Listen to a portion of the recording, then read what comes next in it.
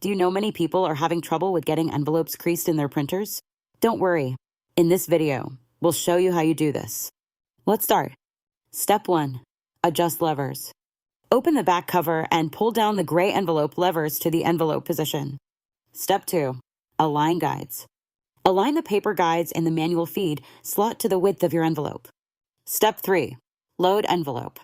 Load a single envelope, print side facing up, and select the right settings in your print preferences. Step 4. Check printing. Open the back cover and print with it open if creasing occurs, feeding envelopes one at a time. Step 5. Reset levers. Return the gray levers to their original positions and close the back cover securely. By following these steps, you should be able to print envelopes without creasing issues. Still need help? Visit our website for the complete manual.